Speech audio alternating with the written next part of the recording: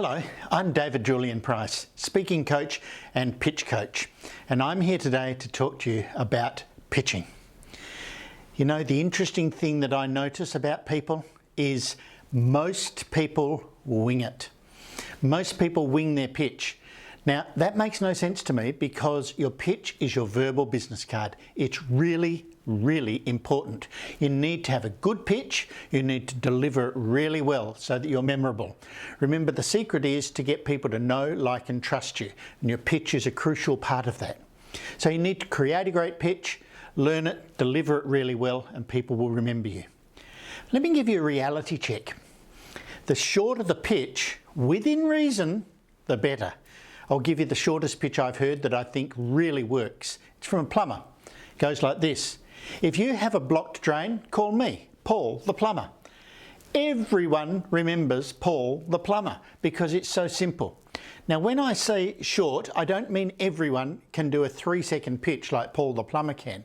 Some people can, sparkies, electricians can do it as well, some tradies can do it. Other people need to say a little bit more, I acknowledge that. But keep it short. If you're still giving your pitch at 60 seconds, trust me, the audience has gone, they've left, they're out to lunch. So 30 seconds are really ideal for a really good pitch. Here's an interesting twist. The pitch isn't really for the people that are sitting there in front of you. It is for them, but it's more for the people they know. Because, let's face it, you may be sitting in a room somewhere, nothing to do with business, you might be at a barbecue. And someone says, I'm trying to find a printer, and you know that there's a printer in your circle. All you've got to say is, yeah, I know a printer, I've got a great printer. The printing is the pigeonhole that person is in your mind. So you need to have people in a pigeonhole.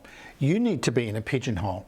Pigeonholes are things like printing, insurance, anything that you're in, financial planning, mechanics, air conditioning. That's where people need to know where to put you in their memory so that they can refer you. The stronger you are in their memory in terms of their pigeonhole, the more likely they are to remember the pitch itself, which is going to come next.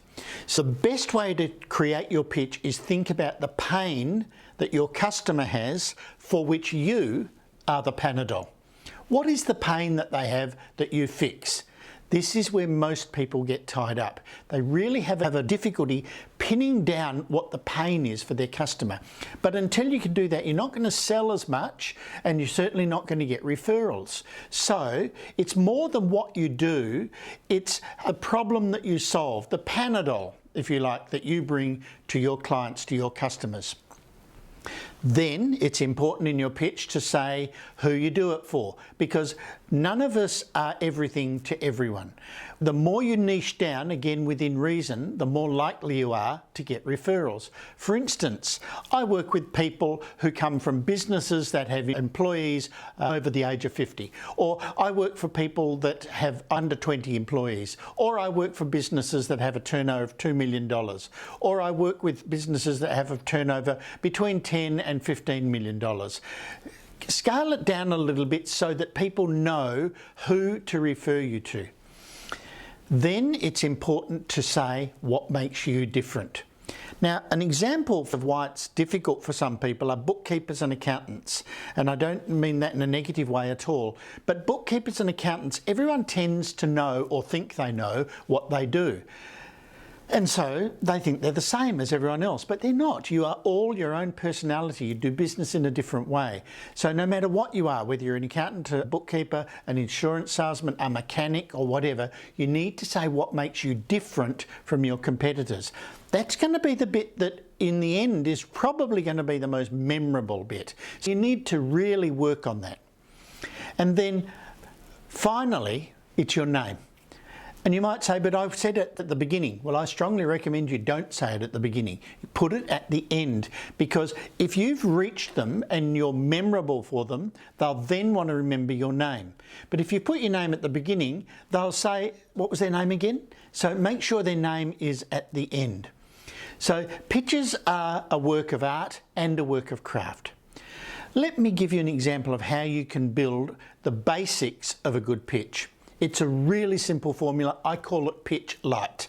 And it goes like this. You know when, ... I fix that. It's as simple as that. I'll give you an example. You know when your BAS is overdue and your books are in a mess? I fix that. Pam, the bookkeeper.